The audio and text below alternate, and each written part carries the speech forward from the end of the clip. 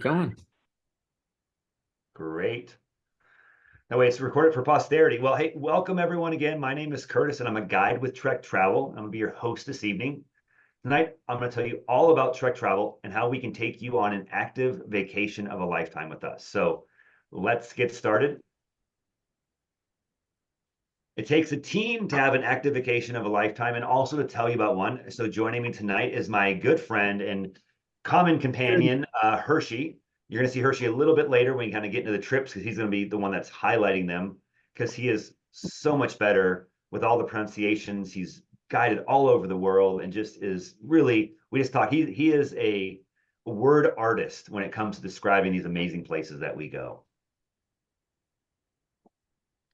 So I know you've all become experts on Zoom in the last few years, but just here are a few reminders. You have your menu bar where you have a mute button and your video toggle button. You also, this is where also you can access the chat box, and you're going to want to access that because we're going to have a couple trivia questions coming up later, test your knowledge of things Trek travel. And so you're going to pop in, open that up, and we just want the letter of the correct answer. But more importantly, and it's really just for bragging rights, kind of see who knows more. We'll kind of call it the winners. But really more importantly, that chat box is where you can kind of throw questions as we're going throughout our presentation. If things pop up, if you're like me, you kind of forget about them. You have these brilliant questions, and then 5 minutes later, or not even that, 30 seconds later, they're gone. So throw questions in the chat box if Hershey's talking about something or I'm talking about something. And at the end of the presentation, we're going to do a Q&A session. So we'll go over all those with everybody so they can hear all the great questions that you've come up with. We also have closed captioning. So if you want to turn that on, I actually use closed captioning quite a bit these days when I'm watching TV. So feel free to turn that on. And I apologize if it misquotes anything that I say that seems inappropriate. But there's a cow on the At this point, very appropriately, I'm going to ask everybody to turn their mics off and their video off so we can save some bandwidth. And then we'll have you all kind of jump back on the screen later when we go through the Q&A session. Good idea. So with that, at Trek Travel, we usually begin each day with what we call a route talk. To kind of tell you about an idea of where you're going to go that day and kind of what you're going to see. Just, what to expect. But hold on one quick second. Let me turn this off. Okay, it looks like I just did. There we go. Forget that. We're muted there. So, okay. So we're going to start with who we are at Trek Travel. And then we're going to move on to why you should travel with us. What sets us apart from other competition. Then we'll climb up to tonight's trip spotlights, Tuscany and the Portugal ride camp. And then we will quickly descend to how to book a trip. Of course, with every climb, there has to be descent. And I know some of you, like our good friend George, loves climbing. I live in Minnesota. I want to keep it flat. And then, as I mentioned, we're going to finish with some Q&A where we'll hope you ask questions about anything you'd like to know about these trips, other trips, Trek travel, anything bikes. Hershey and I are bike nerds, so we're more than happy to talk about bikes, just any of that stuff. And for those of you who've traveled with us before, we usually kind of do the safety talk because we think safety is fun. Don't worry, no safety talk tonight. We'll just skip right through that because we're all pretty sure you're going to be safe with tonight's presentation. So let's begin with who is Trek Travel? Trek Travel is a company, though, I think anyone who's listening to me talk about Trek Travel knows I kind of think of it more as a family because we just really support each other and really enjoy the mission that we're on. And just, we have a great product. And so we just so much feel like it's just one big family. We're all kind of pulling in the right direction or the same direction. And we believe in taking you on vacations that move you, both literally and figuratively. Trek Travel has active vacations all over the world, and we're always scouting out new locations and new ways for you to experience in them. And we've been doing it for over 20 years now. And over those 20 years, we've been winning some awards. We've been voted one of the top vacation companies by our guests and partners over the years by various organizations. Most recently, we were voted a top 10 tour operator by Travel and Leisure for 2023.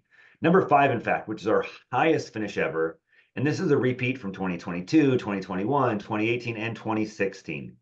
We are so proud of these awards, and we continue to work hard to deserve more. So, what do we do to have us earning all these awards, you ask? Well, at Trek Travel, we like to call it our secret sauce.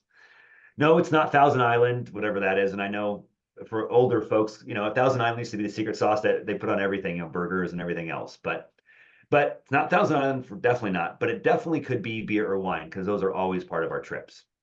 But it's what sets us apart from other tour operators. Rather than telling you about it, I want to show you a video narrated by our president, Tanya Burt, called Why Trek Travel.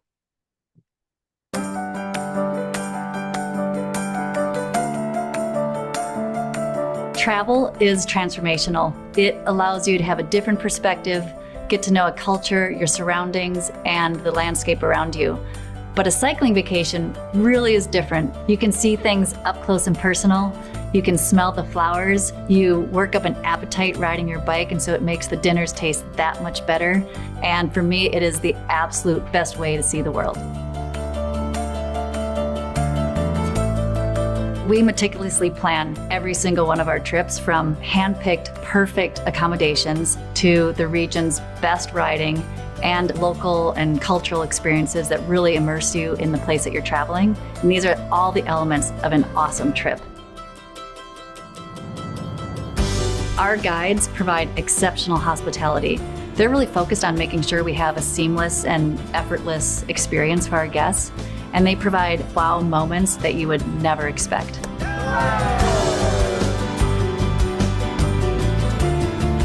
If you're avid and want to go do some epic climbing, you can do that. If you want more of a leisurely ride, we have trips for you as well.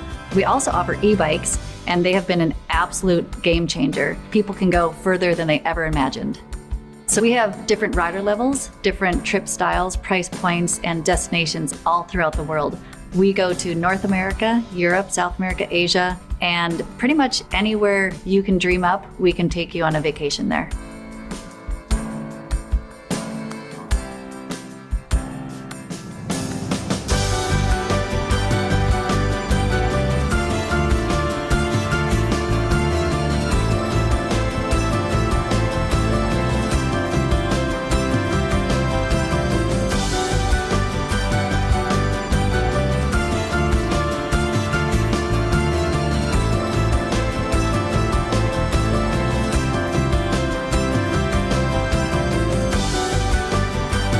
The most important thing, and I think everyone at Trek Travel shares this, is taking care of people. And that's why we do what we do. It's ingrained in our training, and it's ingrained in our commitment to providing exceptional hospitality.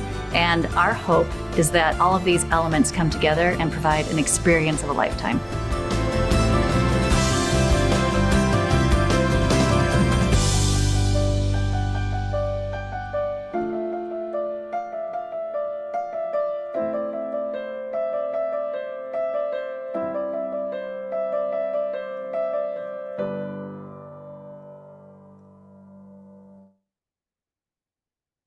Man, I love that video. It makes me want to get out and ride a bike. And speaking of riding, we know that you're here tonight because you love to ride as well. And bikes are one of the many ways that Trek Travel sets itself apart from other tour operators. Because let's be honest, the bike you ride on a cycling vacation matters. That's why we provide the best bikes in the business and tailor them to the trip that you're on. You'll probably want to buy one of these bikes when you get home if you don't already have one. We have 4 standard bikes which are offered, and which ones are offered will depend on the type of trip you're on and the region that you're in. Though I should note there are a few select regions where we're going to offer different bikes than the ones I'm showing today, but this is like the majority of what you're going to see on our trips. So starting with for gravel roads, we have the Checkpoint SLR7. This is a full carbon fiber bike with electronic shifting, disc brakes. It's absolutely amazing. I have a Checkpoint, absolutely love it for gravel riding. It is awesome.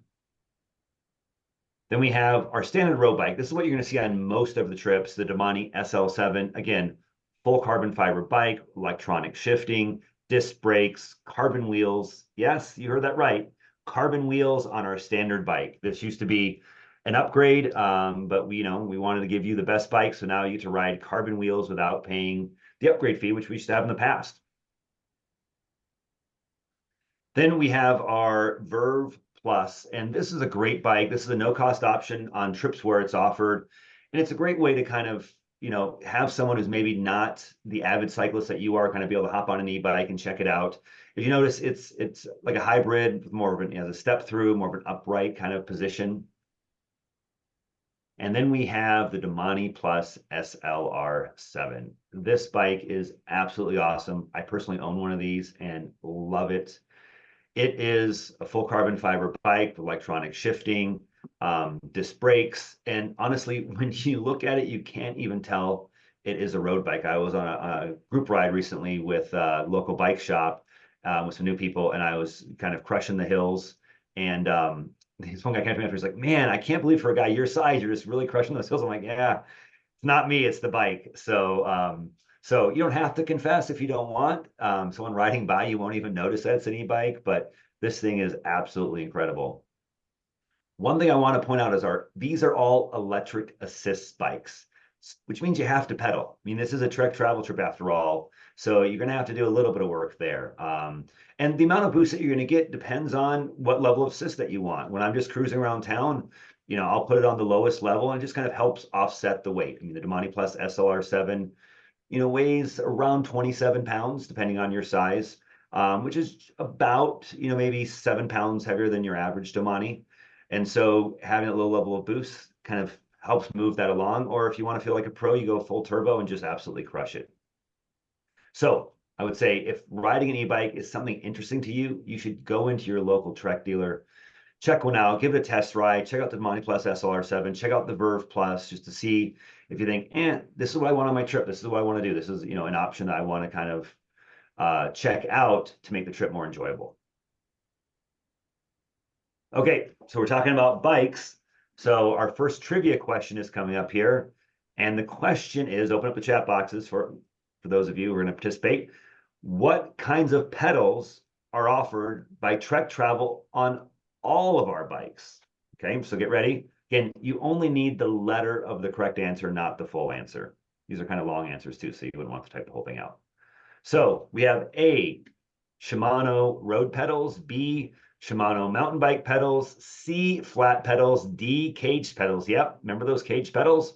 Or E, all of the above. So just throw in the letter of the correct answer, or what you think we offer. Again, this is a good point about, yeah, obviously these are some of the pedals that are out there.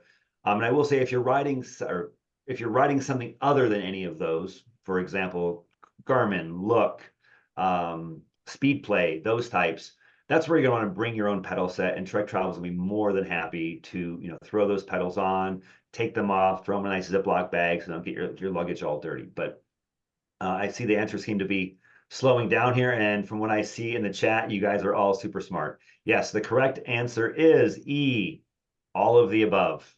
So if you're riding any of those, you don't have to worry about bringing them. We're more than happy to put them on. Now, another question that we get all the time is about the activity level on these trips. People want to know if the trip is adventurous enough for them, or maybe they want to know if they're adventurous enough for the trip. I got to tell you, don't worry. No matter what your activity level, we have a trip for you. We classify all of our trips by 4 levels: level 1, 2, 3, and 4. Yeah, it's not rocket science. I get it. Pretty simple. We like to keep it simple, right? That makes things a little easier to understand.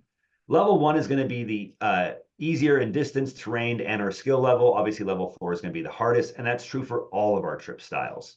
You may have seen different descriptive names, you know, obviously leisurely, recreational, active. But going forward on our website, we're really trying to just focus on just the number instead of kind of giving it a description. So next question is, what styles of trips do we offer? Well, first are our road cycling trips. This is where we started and where we have the most trips by far. These trips range from short 3 to 4 trips exploring an area to our cross-country trip that covers almost 3,800 miles and over 155,000 feet of climbing over 47 days. And of course, everything in between. There is truly a trip for everyone, no matter whether you want long days in the saddle or a little riding while you enjoy the culture and food of the area. I mean, maybe you just view the bike as a way to get from one winery to the next. And, you know, we have something for everybody. We classify our trips by the 4 same levels: 1, 2, 3, and 4. I'm not going to go over that in any detail. Look at our website, but basically level 1, you're going to have, the littlest amount of time in the saddle, the fewest miles, the least amount of climbing. As you move up, level 4, that's like our cross country trip, our pro cycling trips, things of that sort, our ride camps. That's where you're going to have the most time in the saddle, the most miles, the most amount of elevation. And you want to also generally have better bike handling skills, because the more climbing you're doing, you're also descending. And so descending at speed and controlling that's very, very important as well. So I would say, there's an expectation that a level 4 rider can't just go farther, but also is really adept at obviously handling their bike. So our next is gravel cycling adventures, and this is something new. I mean, gravel cycling has really just taken off. These trips are for guests who want to get off the beaten path. If a road bike and a mountain bike had a baby, it'd be a gravel bike. So you should think of a gravel trip as a combination of road riding and mountain biking. Usually you're riding on dirt roads and paths that are not quite as full of rocks and roots or as technical as many mountain bike trails. So maybe like the easiest mountain bike trails that you've been on, they're generally wider and kind of out in the country. So, you don't have to worry about, a car hitting you, but you might have to worry about a squirrel or chipmunk popping out. Rider levels for gravel are slightly different than our road level trips. You're going to see the same 4 levels, but when you go on the website, you're going to notice that the mileage is lower, but that doesn't mean the trips, that it's any easier, because gravel riding is generally harder than road riding. The terrain's a little rougher, and it takes a little more effort to kind of get over as you're kind of controlling the bike and whatnot. So you're going to see generally fewer miles, but that doesn't mean that, a level 2 trip is all that much easier than a level 2 trip for road riding, or they're not, you have to look at the distance wise. Again, go look at our website. It's going to talk about the different types of road services, everything from dirt to chunky gravel. And obviously even gravel trips might have some road riding in between as well. So it's not like you're going to completely avoid the pavement. Sometimes you got to use it to get from one spot to another. But check it out if you need more detail on what exactly that entails. And of course, talk to our trip consultants if you're talking about any particular trip. Oops, sorry. And now we're on to our 3rd trip type, which is our newest. And we are so excited to talk to you about this new trip style, trek travel, hiking and walking, because we realized that obviously we've always thought that the best way to see the world was on 2 wheels. But we realized that there are some places that you can't go with 2 wheels and you need your legs. So we started these just recently, and we think they're absolutely awesome. We've right here, you're seeing Cinque Terre, which is a place that we've traveled to for a long time. We've had a lot of cycling trips there. Our 3 other destinations are Portugal, Scotland, and Ireland. We run cycling trips in these regions, so we're only adding to our already amazing relationships that we have in these countries. And so one thing about the hiking and walking, again, you have the 4 levels, and these trips are packed with all the same things that you love from our other trips: the best guides, luxury accommodations, expert itineraries, unmatched flexibility, and support from the moment you book your trip to the time you depart, all delivered with what truly sets us apart, and that's our unparalleled hospitality. And like the other trips, again, 1 to 4, obviously 1 flatter, less climbing. As you move up, obviously you're going to have more time walking and climbing and whatnot. So definitely check out the hiking and walking trips, because if you've been to one of the regions riding that we now offer a hiking and walking trip, you might be like, hey, let's check that out, and I want to see other things that I wasn't able to see before. Okay, so let's move on to what's included in our trip. So obviously for both types of trips, the hotel, the guides, daily breakfast, most lunches, most dinners, daily snacks and drinks, gratuities. For local staff, luggage transfers if you're doing any trip that transfers from one place to the next, and of course, including the transportation. And some trek travel gear you get to keep. Really depends on the trip that you're talking about. For cycling, obviously we include the world-class bikes we just talked about that are equipped with Garmin GPSs, a helmet, flat pack, support van, 1 to 3 route options, depending on the day. With regard to hiking and walking, obviously no bikes because you're hiking and walking, but we do provide the bike pack, hiking poles, and a water bottle, because we want to make these trips accessible for somebody who doesn't already have a backpack. And so I would say if you have a backpack that you love, bring it along. Just like we say, if you have a saddle, bring your saddle along, because, your bottom's used to your saddle more than the ones we're providing. So if you have a backpack, feel free to bring it along. But for those of you who don't, this is a great way to check out this style of trip. And when you're done, you're like, oh, I love that. I'm going to go buy a backpack. And some hiking sticks. Everyone's like, why do you need hiking sticks? Hiking sticks are awesome. So what's not included? Much shorter list. What we don't include, obviously airfare. to and from the destination, and any transportation, obviously, to get you to where we're starting, lodging before and after the trip. We always encourage you to get out there a little early. I mean, as we see with travel hiccups these days, giving yourself a 1 or 2 day buffer, to make sure you don't miss the beginning of a trip is definitely something, is some sage advice. Obviously, any personal items like souvenirs aren't included. Optional activities that are not scheduled by Trek Travel. So some trips will have more cultural activities. But we try to leave some time for you to check things out for yourself. Some meals, again, we want you to kind of check we have great meals, but we want you to go out and explore the region, explore some things that you want to check out.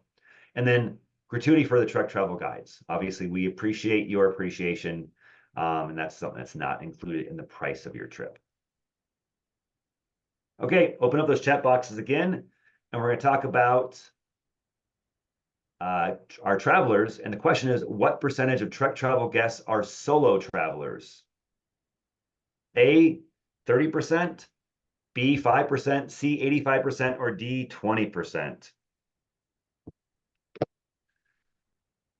See some answers flowing in here. We love solo travelers. I think a lot of people think of Trek Travel and any kind of maybe group cycling trip as something that you only do as a couple, and that is totally not true, which kind of gives away the answer a little bit, but it's definitely not true. I mean, I think oftentimes you go on a Trek Travel trip and you will make new friends, and suddenly on the next trip you are traveling with somebody. So it looks like the answers have stopped flowing in. So the correct answer is 30%.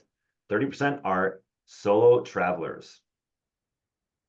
All right, now we're climbing up to the point you've all been waiting for, and this is where we're going to highlight some of our trips. So I'm happy to hand it off to Hershey to talk about the Tuscany bike tour and the Portugal ride camp. Hirsch, take it away. Curtis, thank you so much for the introduction and for just giving us all that great info on where Trek Travel came from, our different trips, styles, and everything else. So I would like to welcome you all for an awesome time. We have 2 great trips we are talking about this evening. Our first one is a place that I know dear and well, and I'd like to welcome you to the place where the rolling hills are quiet and beautiful. The relaxed pace of La Dolce Vita is definitely evident. And I think once you're there, if you're already falling in love with this slide and that road out in the distance going through the cypress trees, well, our Tuscany bike tour is for you. And I just have to say, we've been running this Tuscany bike trip in this region for over 20 years. It's one of our longest running trips at Trek Travel, and that is definitely for good reason. So if you're looking for a taste of Italy, if you haven't ridden in Italy yet, this is definitely, in my opinion, the trip for you. The riding here is fantastic. If you love to ride your bike, I think the way the Italians are, the culture, everything around the bicycle is something that is invigorating and captivating. The roads, well, the climbs can be somewhat punchy. The views are amazing, and they twist and turn, and they just serpentine through the countryside. They're absolutely awesome. This trip is a level 3 trip. It averages about 30 miles per day with about 2,600 feet of climbing per day. We have options like all trips, which Curtis mentioned before. We have short options, the Today's Ride, which I've mentioned. And then we also offer an Avid option for you all. Now, this region, it is world famous. So if you're into small picturesque villages, how about amazing wine? If you're a coffee lover like I am, and I'm talking good coffee, this is definitely the place. Amazing riding and just that true Italian experience. Some of the villages that we will ride through will be Castellina in Chianti, Rada in Chianti, Montalcino. So we go through all these cool places. Now, the riding in the Val d'Orcia is magnificent, and it's very different from Chianti. In Chianti, we have different types of trees. It's hilly, shaded roads. When we get into the Val d'Orcia, you have open fields. You have roads lined with cypress trees. It's the quintessential Tuscan view that you've gotten used to. We'll make our way to the medieval village of Montalcino, where you can discover one of the finest Italian wines of Brunello, and it's definitely fantastic. While we're in Montalcino, you also may hear Gregorian chants off in the distance, or you might even see the monks walking through. And to me, that experience is one of those where you just stop and you want to pinch yourself thinking, is this real? Now, there's so many amazing villages to explore in Tuscany. And it just so happens that all of them seem to be perched up on top of a hilltop. One of those is Monteregione. It has a dramatic skyline. There are 14 massive towers. Now, all these villages used to have different towers, and the towers symbolized wealth. And with those towers, they used to drape their tapestries over them, and they would let the different tapestries dry. Today, they don't do that anymore. The towers are from a bygone era, but it's still, when you see it off in the distance, you might even think to yourself, is that the skyline of Manhattan out there in front of me? It's pretty cool. When you get to Monteregione, you're going to have some time to be able to walk the cobble streets, maybe grab a quick cafe or even a gelato. All right. One reason I love cycling in Tuscany is the diversity of the different regions. As I mentioned, Chianti is incredible with these winding roads and the hillsides and these different types of pine trees that you're underneath. There's tons of villages. We go through quaint villages. The roads, they're narrow, they wind, but the traffic is low. The pavement is almost always pristine. The cars are very gracious and will give you room, or they'll only pass you when they have the ability to do so. It's pretty awesome. Now, Il Borgo de Vezze. It's situated in the heart of Chianti. It's our first hotel of the trip. It's in an old Etruscan village, which has been transformed into a charming and elegant hotel. And one thing just to say is the Etruscan people were there long before Rome was even founded. And the priests from the Etruscans would come down, and whoever the new emperor of Rome would become, the Etruscans would actually do that ceremony. And then over the years, Rome sacked and conquered all the Etruscans. And we're slowly learning about these people today that were all over Italy. But we are staying in one of the only places that were left over from the Etruscans. The rooms have been created and cared for in this house. It's almost like a medieval hamlet. The hotel boasts its own wine cellar. The restaurant is fantastic, and they serve some of the finest Chianti Classico Reserve wine, and it'll be accompanied with some incredible dishes. An apéro in the afternoon. I don't think there's anything better. The food, as I've already said, if I haven't enough, the Italian food, it's light, it's creative. There's olive oils, fresh local ingredients. Well, we're going to go to this place in Rada in Chianti, where our hosts, Fabrizio and Caroline, have been doing apéro the right way for over 20 years. They take pride in every dish. And right here, you're looking at one of their bruschettas. My recommendation would be in the afternoon, try an Aperol Spritz, have it with the bruschetta, and you will be starting off the afternoon in Chianti just right. On the last night of our trip, you're going to experience an exceptional, authentic dinner in the heart of San Quirco. You will learn to make pizza the Italian style way. And what's even cooler, you're going to use the original wood oven of the hotel, which is still functioning since the time when the hotel itself was just a small village. Under the guidance of an Italian pizza master, you will learn the art of Italian pizza making. I mean, to me, what could be better? My wife and I make our own pizza, but I think to do it in an ancient pizza oven would be even better. And the best part is we're going to pair your pizza with the perfect local Chianti wine. Here, we're going to toast to an incredible week of riding, great fellowship, phenomenal wine, and fantastic food. But instead of me telling you more about why I think Tuscany is fantastic, I have a video which Curtis and I are going to share with you right now. And what is awesome is this is our colleague Stefano, and he's going to share more about why Tuscany is exceptional. So, Stefano, my friend, take it away.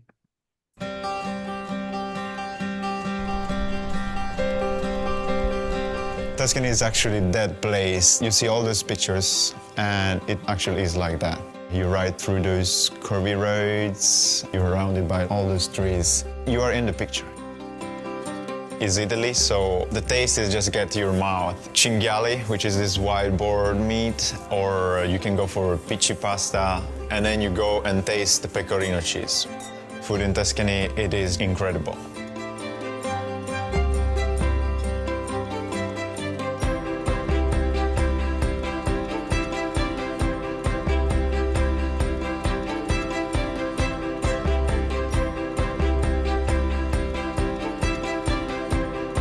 The wine, of course. If you're going to Tuscany, the wine, it is part of the experience.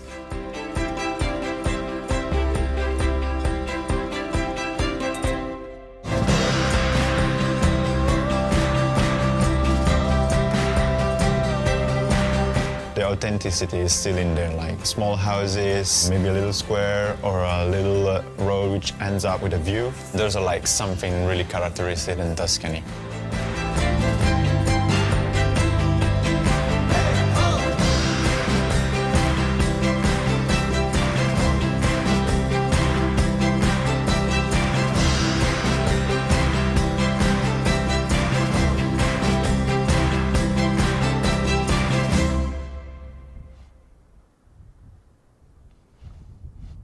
Man, I don't know about you all, but that just makes me want to get back to Tuscany and eat some amazing food and ride some incredible bikes. So if we haven't sold you on Tuscany yet, or if I didn't before, hopefully just seeing the fresh pasta and food and peachy pasta, it's awesome. And the pecorino cheese, of course. So if you're into food, if you're into coffee, if you're into fantastic riding, I would say the Tuscany bike tour is probably calling your name. So now we are going to say goodbye to Italy. We're going to make our way west. And now we're going to say hello to Portugal and our 7-day ride camp. Here, we've been doing ride camps for many years now, from Solvang to Greenville to Girona to Mallorca, and Portugal is one of our latest offerings. And we take you to the Algarve region. It's like you're going back in time, and it's a place where the roads aren't super busy, but there's definitely a little bit of traffic. But you're gonna pedal through this picturesque terrain. You're gonna traverse serene inland roads bordered by lush orange and almond orchards. We'll see fig trees, carob trees along your way to Europe's most southwesterly point of the Cabo São Vicente in Sargis region. You'll conquer the heights of the Fao, the highest point in the Algarve. You're going to embrace the beauty, this amazing rich culture, and you'll see and experience all that this incredible region has to offer. Now, Curtis mentioned earlier those different rider levels and trip levels, and where Tuscany was a level 3, this Portugal ride camp, this is designed for a level 4 riders. And if you do all the today's rides, you're going to average about 60 miles per day with 4,000 feet of climbing. All of the routes are designed through the city center of the cities or the city centers. We'll go through roundabouts. We'll be with some local traffic. And we just want to make sure that you're comfortable riding in a group setting with some traffic. And Curtis also mentioned, like, with the climbing and getting 4,000 feet of climbing per day, that also means you're going to have about 4,000 feet of descending per day. So having some great descending skills is highly recommended. Now, the queen stage of the week, you're going to start with a quick shuttle from the hotel to Vera before beginning what could be considered the top cycling route in this area. It's one I've already mentioned. Here, you'll ride through the very roads the pros ride every February for the Volta al Algarve, or the Tour of Algarve.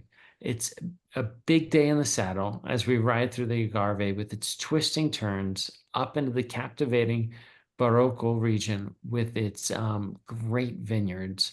It also has tons of olive trees. You will see almond trees as well. And every bend will be seaming with different types of life. The climb, and then we climb to the top of the Algarve. It's featured annually in the Tour of Algarve. The climb is up the Fao, and it's definitely no walk in the park. It's a 10-mile ascent. So not too bad. Curtis and I have actually done a few of these together. If only the gradient was this gracious. It averages 5% for 10 miles, but it offers some incredible breathtaking views from the highest point in this region. Now, be sure to put in one last fantastic ride with one of the many self-guided rides. And so at Ride Camp, the first day is a self-guided ride, and we'll give you a few options. Then we have 2 rides, which are guided. And then on that 4th day, it's kind of a layover recovery day. We have a self-guided option for you. Then 2 more rides, which are guided. And the last day is a self-guided ride that you'll pick. And then you'll want to spin down those legs through the historic streets of Carvalho. It's known as the prettiest beach town in Algarve. You'll pedal along with incredible views of the Atlantic.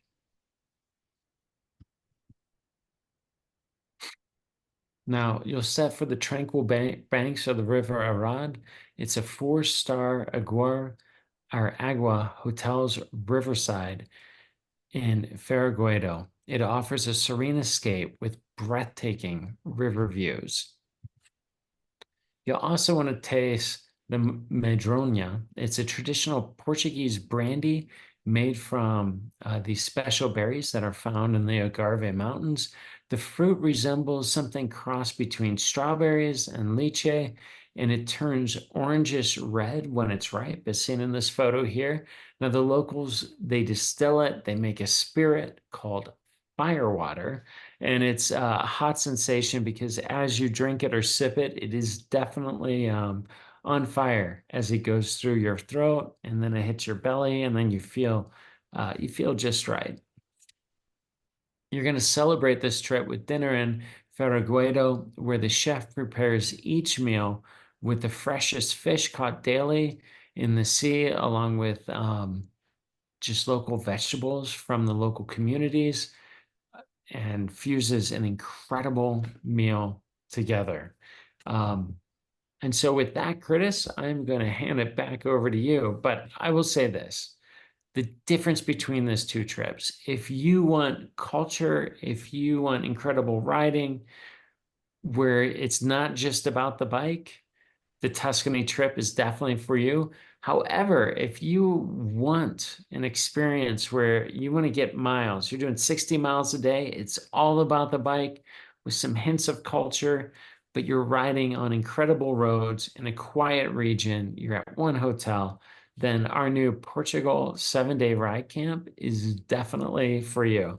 And with that, Curtis, I'm going to hand it back over. Thanks, Hirsch. Yeah, those trips look awesome. And I think I saw the total for the Portugal trip is like 420 miles for the week, right? That is some serious work. Yeah, it is definitely serious work. Well, we hope you've gotten excited about these trips or many others. And so you're probably wondering, like, what's next? So with that, well, watch out for an email from our team with lots of great info to recap tonight's presentation, including a link to the video if you want to watch it again. You can watch all about Tuscany. That video with Stefano is just awesome. Visit our website to get more information about these trips or others, including dates and prices, trip logistics, so you know where to fly into, what to bring. I mean, the lists are just awesome on the website. It gives you all the stuff you need to know. And when you're there, you can search by region, date, trip style, rider level, and just so many different ways. While you're there, you can also find out more information about our industry-leading cancellation policy and our travel insurance provider. And then once you've decided on a trip, give us a call Monday through Friday, 8 a.m. to 6 p.m. Central Standard Time. Or if you're one of those people who thinks all of your best decisions are made late at night when it comes to shopping, you can book many of these trips online and just do it right. Book several trips if you want. You know, you're always buying more than one thing, and the next day you wake up, you're like, whoa, I have all this stuff in front of my doorstep. And then once you've booked a trip, this is not one of those lazy beach trips where you kind of just lay on the beach drinking pina coladas. You want to get ready for the trip. That's how you're going to get the most out of these trips and really, really enjoy them. So head down to your local Trek store, get fitted for the bikes if you don't have an SL7, or check out the e-bikes. Figure out if you need any additional gear, whether it's sun sleeves or maybe some rain gear. The best way to avoid rain on a trip is to bring rain gear. And then also check out some group rides and, kind of make some friends before you even go on the trip. Hop on some group rides and ride with, people in your local bike shop. And then you'll be ready to go, and you'll definitely get the most out of your Trek travel trip and really be able to enjoy it.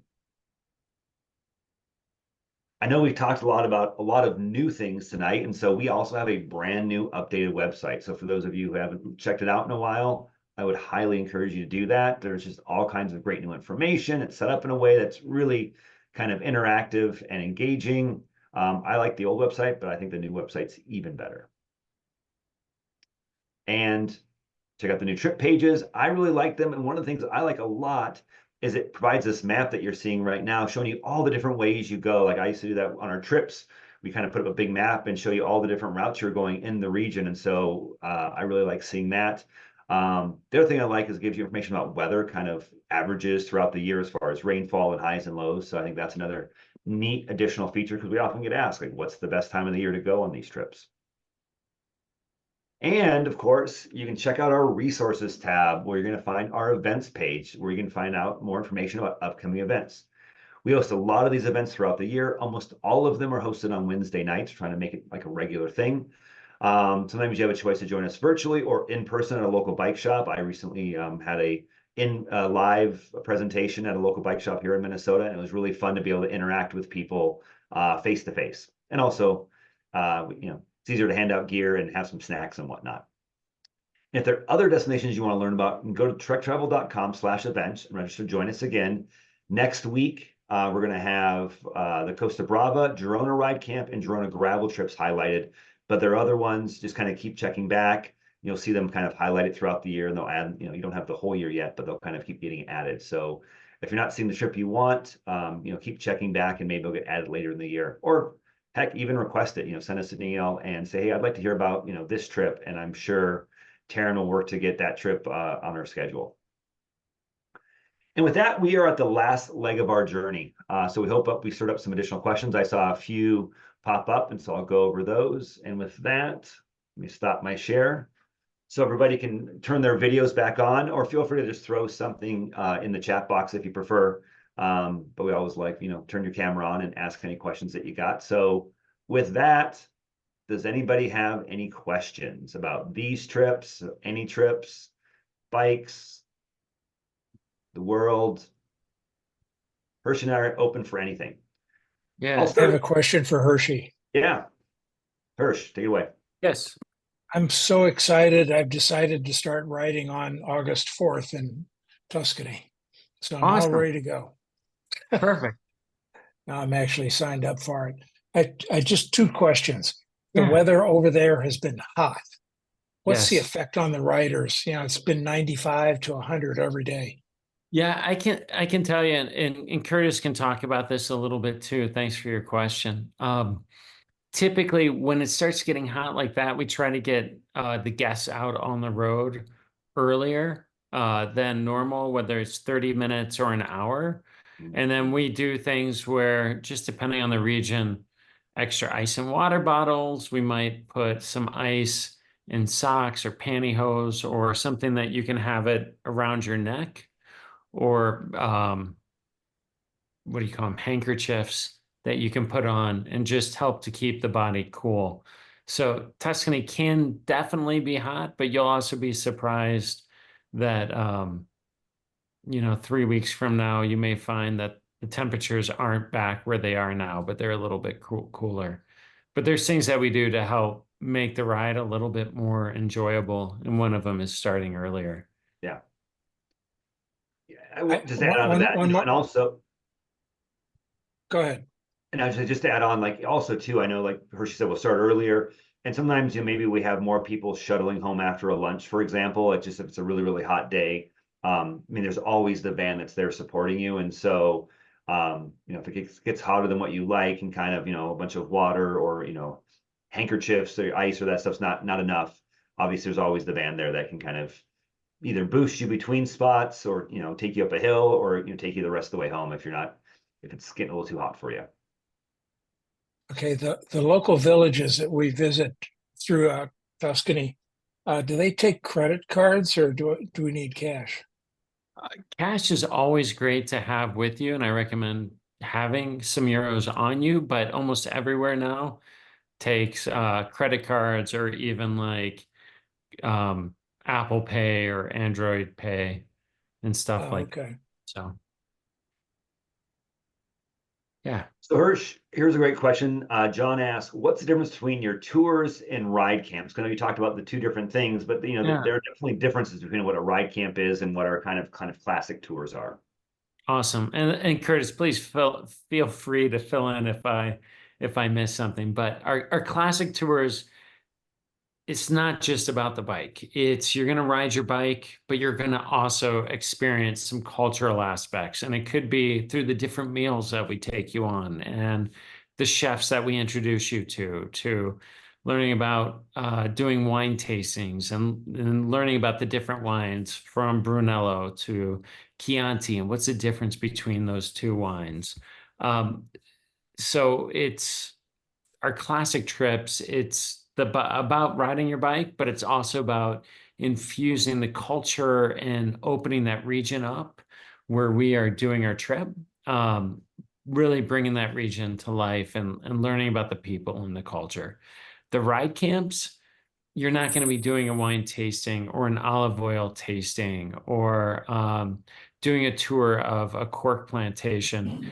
Instead, the ride camps, it's basically you're going to wake up, have some breakfast, ride 60 miles, come back, put your feet up, go for a swim, probably take a nap, and then have some dinner and do it all again. Yeah, the motto for ride camps is ride, eat, sleep, repeat. And you'll notice the ride camps are 7 days, 6 nights. A lot of our trips are shorter than that. And it's just really, really all about the riding. I mean, we'll have meals together, and so there's that aspect of it, but there's not all the extra cultural stuff. Yeah. So it's funny, I had a question, I put it in there, but about the Tuscany gravel. Yeah. Yeah, we're kind of looking at that. We've been doing gravel riding and we thought it gets you, off the main roads and stuff. So Yeah. you look like you're smiling. So you like the idea of the Tuscany gravel tour? Funny, I'll say this: it's the Strada Bianca, the white roads. Some of those are over 2,000 years old. They definitely get less traffic on them, and to ride them on our checkpoints, it's special. The gravel roads in Tuscany are there. It's awesome. I love riding them. Before we did gravel, I used to ride bikes on them. And I wish we had the tires when I was riding them back then that we do now because it's fantastic. So if you're looking for a true Tuscany experience, the gravel trip I think it's awesome, and it does a great job of infusing culture with that riding for Yeah. you. So it looks like the trips you have available is like, what was it, September 23rd or something? So I'm assuming the weather's cooler than August. It is. Right now, there's a limited availability for the August 26th trip, and then the 9th and 16th are waitlisted, and then the 23rd through the 27th has has space on it, and That would be the that date I would work. that time of year is awesome. The next two trips, usually around the 2nd, 3rd, 4th of October. We have space on the October 7th trip, but there's an event that happens on the White Roads. It's based out of Gaol and Chianti, which will be one of the villages we ride through, and it's called Leroica. And there's about 20,000 people that come to do this one-day event where everybody puts on vintage cycling clothes, rides vintage bicycles, and they're all on the gravel roads. And every village that they go through, there's like a stew that's out there for people to come and eat, and some mulled wine, and it's such a great experience. And that time of year, late September, early October, I think it's special to be riding in Tuscany. Okay, and one more thing, I was looking, we're also thinking of trying out that, the electric assist to take Yeah. it to some of the hills. We did go to the Yeah. Trek store, to see it. I mean, Bob has a Trek, but, we don't have the electric assist one, the what is it, SLR? I don't know, the letters. Yeah. The So, Domani Plus. the Money Plus, that's what's called. Yeah. Well, I'll let Curtis answer your question about the Domani Plus, because he actually has one. Yeah. So what's your question? I would say I love it. It's absolutely amazing. It just kind of, it assists in such a way that just kind of gives you a gentle boost if you're at the lowest level, at the highest level, kind of engages. The motor is very, very quiet. It's also very light. You don't find much of like I said, a weight penalty. So the bike feels and rides like a normal road bike or traditional road bike, an analog road bike. I absolutely think it's fantastic. That's what I've heard. Okay. Yeah. Go ahead.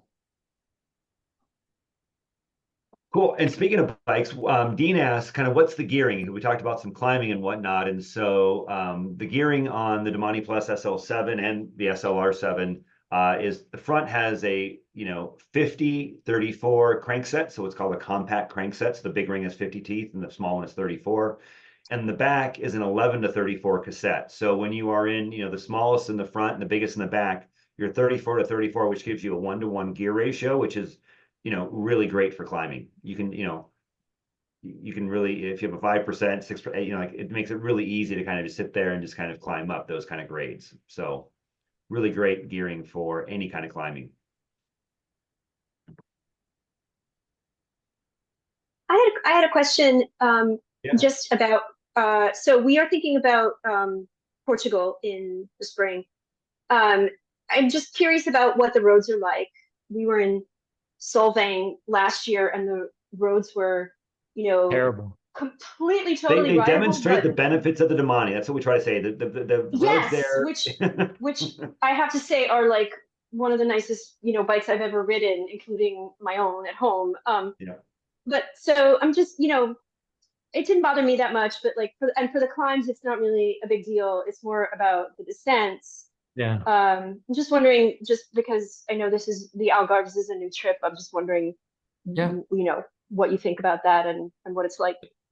The roads are fantastic. Once you get outside the US, you'll be amazed at how well a lot of the roads are kept up, and the roads in Portugal, like they do a fantastic job maintaining them. It's almost like riding on glass. That's awesome.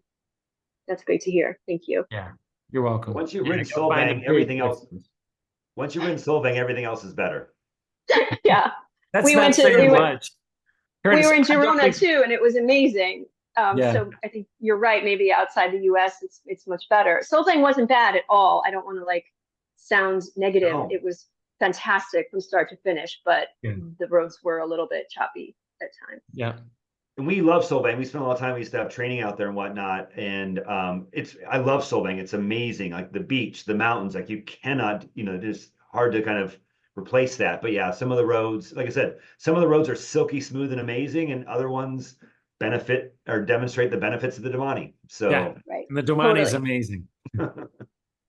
It is. Okay. Thank you. You're welcome. Thanks for your question. yeah, great questions. Any other questions? Still have 3 minutes more. I'm happy to give that time back if you want. Otherwise, or we have, if anyone has more questions. So I have one last Yeah, of course. question, if nobody else does, and if this is like logistical and annoying, just let me know and I can take it Yep. offline. I think United was saying that there might be actually a direct flight to is it Faro or Fano, which is the nearest airport to the Algarve. Does anybody know if that's actually happening? Otherwise, it's like a transfer from Lisbon, I guess. We it'll take a few moments to pull that up.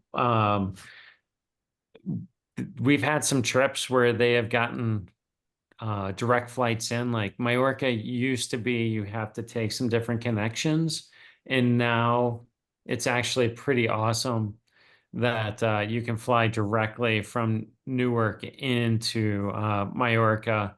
And there's also a direct flight to like Dubrovnik for our Croatia trip. So it wouldn't surprise me if there's a new direct flight. I think you just want to see what time of year they're offering that flight.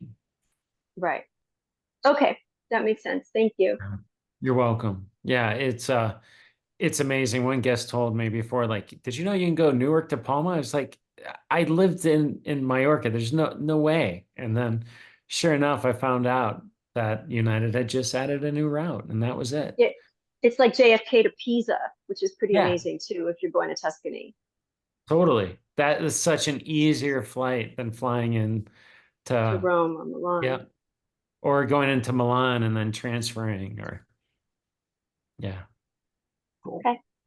And feel free to ask any other questions. I mean, there's no limit on the number of questions that you can ask, and there's no bad questions, whether it's logistics or otherwise. We're happy to answer any questions. So, hey, Curtis, there's another question in the chat box, and maybe you can answer this. And it is, if you start on like a Domani SL7, can you switch to an e-bike midway through the trip? no. I mean, no. I mean, the general answer is no.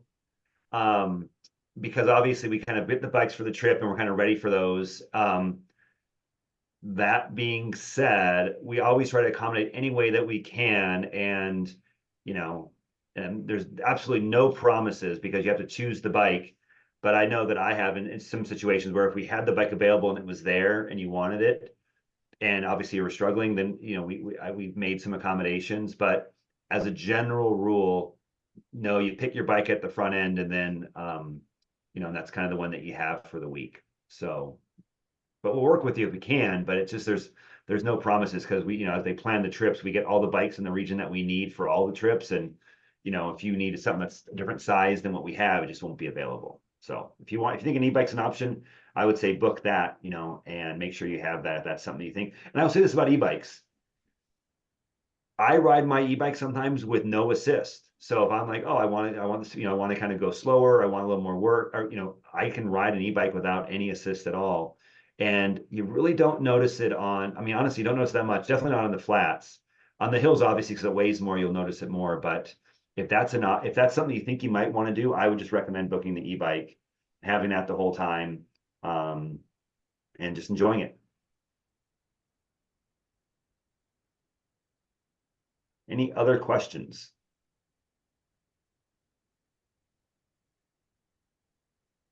Curtis, where would you go next? Portugal, ride camp, or Tuscany? Hey, you know me, I love ride camps because it's all about the riding. And the people, obviously you're getting people really focused on the riding. And, for me, I'd like to check out all the ride camps. I know George has been to, I think, all of our other ride camps to date. George, is there any ride camp that you haven't been yet?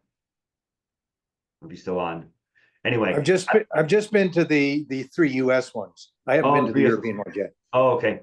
No, the European ones are on my bucket list. Yeah.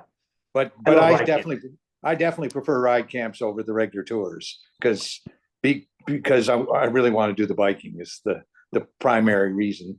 Yeah, me too. And so you're seeing so many sites, so many great roads, so many great climbs on the bike. Because Portugal, 420 miles. That's amazing. So for me, it's about the ride camps, and so I really like those. And from a value proposition, they're certainly the best value. Yeah, that's something you can't not say. I mean, our ride camps are for a week, $2,000. Yeah. There is no better value when it comes to cycling trips. $2,000 to ride. I mean, what's the SL7 these days? Is it a $6,000 or $7,000 bike? You know, so Yeah. $2,000 to get this amazing full carbon fiber, electronic shifting, disc brake, disc wheel bike, and then you still get, is it 4 dinners, 4 lunches, I think, generally speaking, a bunch of meals covered and your hotel and riding with a bunch of cool people in an amazing area. Like, that's incredible. Also snacks. And Yeah. snacks. M&Ms. Snacks are the best. We cannot forget the snacks. You will have all Snacks the are M&Ms amazing. and LaCroix that you want in Cokes and Diet Coke. So yeah, and anything else. If there's a snack that you want, tell your guides and don't be surprised when it shows up at the snack table. So with that, unless anybody else has any other questions, I'll let you go. I hope people join George in Portugal on his travel dates. What do you say, November? What you're looking at, November 17th? What'd you say there? I'm trying to get people on that because there's nobody booked yet. So, Okay. and it's Awesome. Well, maybe after this presentation, we're going to have that trip full, November 17th to the 23rd. It sounds awesome. I want to go. But anyway, with that, thank you all very much. Hopefully we will see you at another presentation, or even more importantly, hope we see you on a trip. Thank you very much, Hirsch. Thank you very much. You word artist. You painted an amazing picture, and we'll see you at the next event. See you Bye, guys everybody. soon. Thank you Thank so you much. very much. Bye.